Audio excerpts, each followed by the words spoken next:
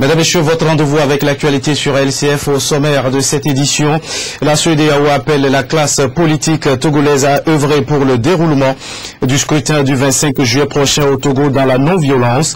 Président en exercice de l'organisation sous-régionale, Alassane Dramane Ouattara et son homologue nigérian Goodluck Jonathan ont échangé vendredi avec les responsables des différentes formations politiques à Lomé.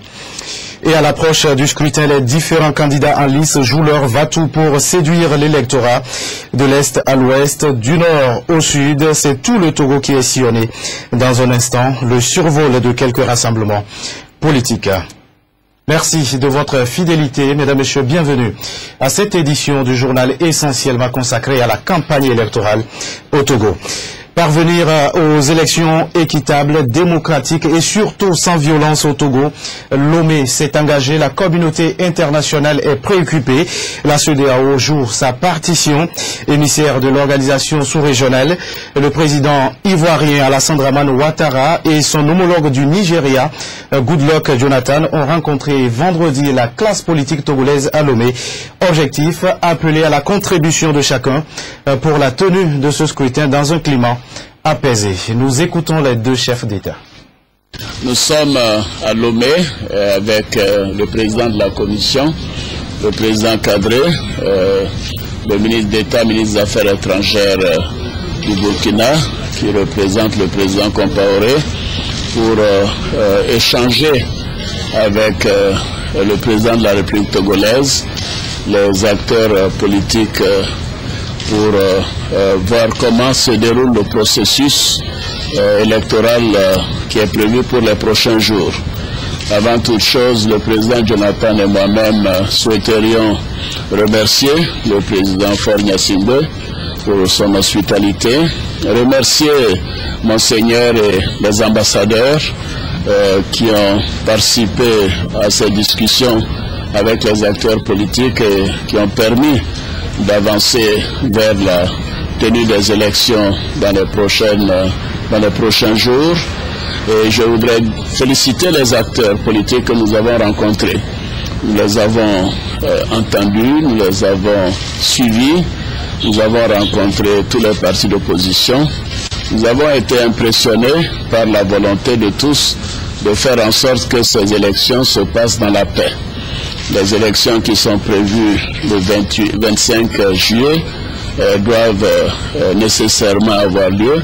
Ceci est important pour le Togo, d'avoir des élections à bonne date, d'avoir des élections apaisées, des élections avec une campagne électorale également civilisée, protégée, et faire en sorte qu'il n'y ait pas de violence à l'issue des élections et que les résultats soient acceptés par tous et que tous les recours se fassent par la voie légale.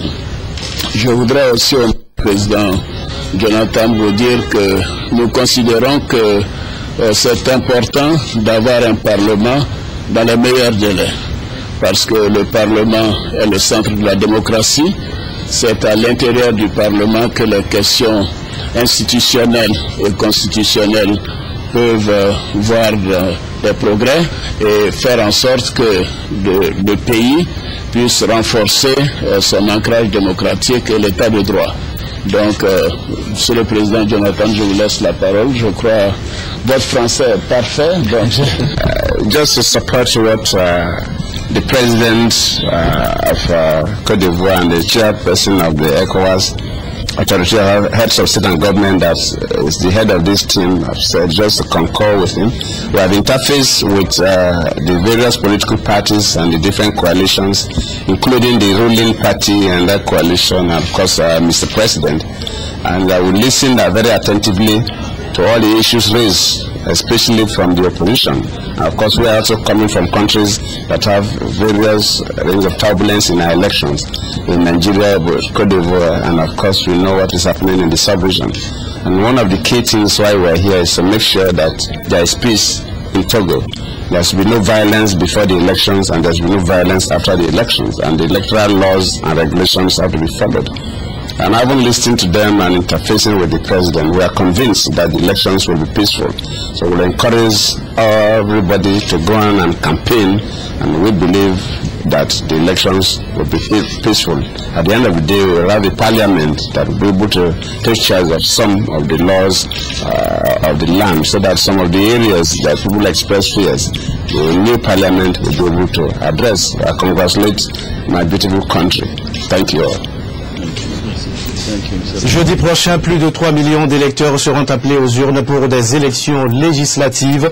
Un scrutin dont la campagne bat son plein sur toute l'étendue du territoire national. Les acteurs de la société civile appellent aussi les uns et les autres à la culture de la paix et de la non-violence. Un appel lancé au cours d'un atelier en début de semaine à Kara, au nord du Togo. Alfred Midissa, Apolline Abaki. Ils sont des éducateurs électoraux, agents de sensibilisation à la non-violence de la région de la Kara à prendre part à cet atelier de renforcement des capacités. C'est une initiative du Forum togolais de la société civile pour le développement.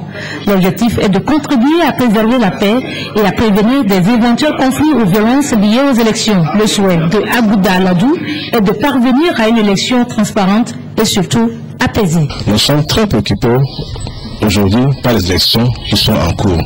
Nous la voulons transparente, juste et sans violence surtout, d'une préparation psychologique et mentale de tous les acteurs et surtout de la jeunesse des fonds des électeurs. Pour que, avant les élections, pendant les élections et après les élections, nous assistons quand même à un climat social serein, paisible et calme dans la région. Donc bref, ils vont être outillés sur des techniques de communication, ils vont maîtriser les procédures électoraux, ils vont utiliser aussi la non-violence, tout ce qui est lié à la paix, pour aller travailler sur le terrain, pour sensibiliser les populations à participer massivement aux élections prochaines dans la paix, dans la sérénité, pour que nous ayons au sein de ce processus une élection juste, transparente, sans violence. Avec l'appui du PNUD et de l'ambassade des États-Unis au Togo, cet atelier vise également la sensibilisation de la population à une participation massive aux futures élections législatives dans la sérénité. Et justement, cet appel à la culture de la non-violence semble être passé sur le terrain. Pas d'incident majeur. La campagne se déroule normalement depuis le 6 juillet dernier. Après 2 semaines de tournée, l'Union des forces de changement fait déjà le bilan. Le staff de l'UFC était ce samedi face à la presse à Lomé. Inès Assimlé.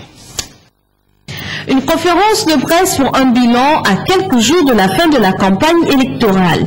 L'Union des forces du changement a réuni la presse pour mieux aborder le dernier virage de la campagne. Nous sommes un parti démocratique. On veut des réformes, un changement sans violence. Nous voulons mettre en place des institutions qui seront fortes. Pas des hommes forts, mais des institutions fortes. Et nous croyons qu'un Parlement bien élu, représentant le peuple, est l'instrument qu'il faut pour faire ces réformes et lancer de façon démocratique, sans despotisme, le vrai développement économique et social de ce pays. Nous vous invitons tous à donner le plein pouvoir à votre Parlement.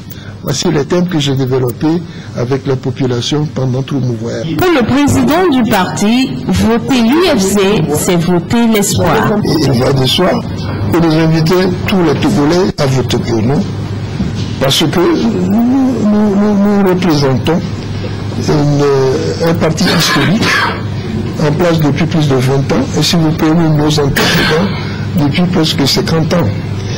Par conséquent, nous invitons les gens à voter pour nous parce que nous incarnons l'espoir du Togo. Donc c'est l'espoir que nous voulons donner et la confiance à nos Togolais de venir voter pour nous. L'UFC invite à mener une campagne dans la tolérance afin de relever le défi, celui d'une société mature qui admet la diversité des idées et le pluralisme de valeurs. Et pour le scrutin du 25 juillet prochain, plusieurs candidats de différentes formations politiques sont en lice. Le parti Santé du Peuple est également engagé dans cette course pour la conquête de l'électorat. Son président, Georges William Kwesson, tête de liste dans la circonscription électorale du Grand Lomé, était ce samedi à Kélégougougan, à l'est de la capitale. Anani Fifa, Hugues Vignon, Atipo. Santé pour le développement pour la santé. C'est le slogan qui rime avec la campagne électorale du parti politique Santé du Peuple. Toujours déterminé pour la conquête de la majorité des sièges dans la circonscription électorale du Grand Lomé, le président de ce parti, Georges William Kwesson, a visité l'EPP Kélégougougan pour une rencontre avec la population de cette localité. La stratégie pour convaincre l'électorat est basée sur le dépistage du diabète avec des résultats à l'appui suivis de quelques conseils. Vous savez que notre parti, la dénomination c'est le parti Santé du Peuple. Et nous ne pouvons pas faire toute cette campagne sans poser des actes qui aillent directement dans le sens de la santé pour la population. Donc c'est pour ça que nous avons choisi cette stratégie. Cela nous permet donc de rappeler aux populations que notre dénomination c'est Santé du Peuple, mais cela permet en même temps d'apporter des solutions aux problèmes de ces populations. Les populations bénéficiaires de ce taxe social qui constitue l'une des priorités du président du parti n'ont pas caché leurs sentiments. En fait, c'est pour la première fois qu'on voit au Togo une partie qui prend plutôt le côté social de la population, qui prend en charge la santé de la population. Et on espère qu'après ceci, quand il ira à l'Assemblée nationale, il fera plus que ça et il comblera toutes les attentes de la population. Donc, j'exhorte toutes les populations du Togo à voter massivement pour le président. Comme ça, il pourra continuer ses œuvres au niveau du Togo. Nous sommes très contents ici à Kévi. Nous sommes sûrs que si nous portons notre voix sur le docteur Kwesson, une fois arrivé à l'Assemblée nationale, il répondra à nos problèmes de santé et d'éducation. Cette rencontre, marquée par la prestation des groupes folkloriques et la manière de porter le choix sur le parti politique Santé du Peuple, a été l'occasion pour le président de livrer son message. Partout où nous sommes passés, nous avons surtout parlé donc, dans le domaine du social, de la santé. Nous disons que si nous sommes élus et que nous sommes à l'Assemblée, nous allons surtout œuvrer. Nous allons faire des propositions de loi qui vont aller dans le sens de la gratuité des soins pour les enfants de 0 à 5 ans et les personnes âgées de plus de 70 ans. Après le PP Kélégougougan, d'autres destinations sont prévues avant la fin de cette campagne électorale dans l'état-major du Parti Santé du Peuple. Même coup de séduction de Djerry Taman, le président du nouvel engagement togolais, était lui vendredi côté ouest de Lomé. Après Toglekopé, c'est à Zanguera que l'ENET a posé cette fois ses valises. Kevin Akaman, Apolline Abaki. Zanguera, canton situé au nord-ouest de la capitale Lomé, a été le nouveau cap pour l'ENET à poser ses valises ce vendredi. Après son traditionnel porte-à-porte, le parti politique de Djerry Taman a rassemblé les populations du dit canton sur la place publique. Là, le message a été axé sur le changement, le développement et la jeunesse. C'est toujours le même message que nous avons commencé par délivrer dès le début de cette campagne, concernant essentiellement la décentralisation, la prise en charge des projets de développement par les collectivités locales, l'emploi des jeunes, de sorte que l'économie togolaise puisse prendre de l'ampleur afin que nos mamans au marché également puissent trouver un souffle. Pour nous, il s'agit de faire passer un message à tous les Togolais où ils se trouvent pour qu'ils comprennent le message du net, ce message d'un engagement nouveau et un message d'espoir, un message d'un autre Togo, un message d'une nouvelle voie pour faire aboutir la démocratie dans notre pays. Outre la phase du message, le net a tenu également à éduquer militants et sympathisants de Zanguera sur la manière de voter. In fine, Zanguera semble être acquis à la cause de net et pense à le voter le 25 juillet prochain. Le parti politique NET nous a conviés cet après-midi et nous leur avons posé nos besoins, lesquels sont relatifs au marché, à l'eau potable et l'emploi de nos enfants. Ils nous ont demandé de voter pour eux, pour le changement, et je compte le faire. Nous déjà là, des fiatoires de gâteaux. Nous avons reçu Net aujourd'hui et nous sommes convaincus. Net pour toujours. Rendez-vous pris sur le lendemain du 25 pour le savoir. Après le canton des Anguera, la délégation de Net compte séduire encore et encore d'autres circonscriptions électorales. La suite de cette édition avec cette fois l'Union pour la République. Nous sommes dans la circonscription électorale du Grand Lomé. C'est à travers une caravane dans la capitale togolaise que les candidats de la liste Unir ont mobilisé les foules. Hugues Vignon-Atipo. Une grande caravane du parti Unir a sillonné les artères de la capitale togolaise ce samedi dans le cadre de la campagne des élections législatives du 25 juillet. Le point de chute de cette grande caravane a été le centre communautaire de Baie. À 5 jours de la tenue du scrutin, les candidats Moupati Amele et l'homme, Palipeti Kadiala Téman et Agbessi Kofi, tous les trois inscrits sur la liste Unir de la circonscription électorale du Grand Lomé, ont essayé de relever le défi en mobilisant une grande foule au centre communautaire de Baie. À travers ce grand meeting de mobilisation et de sensibilisation, les candidats ont entretenu la population de Baie sur les grands axes de la politique qu'ils sont appelés à défendre à l'hémicycle. Les candidats de la liste Unir se sont succédés sur l'estrade pour appeler les populations à voter Unir. Et Baie est une population cible pour nous. Nous leur avons apporté le message de paix que prône notre président de la République. Ce meeting a été aussi l'occasion de tester la mobilisation de la population à Baie.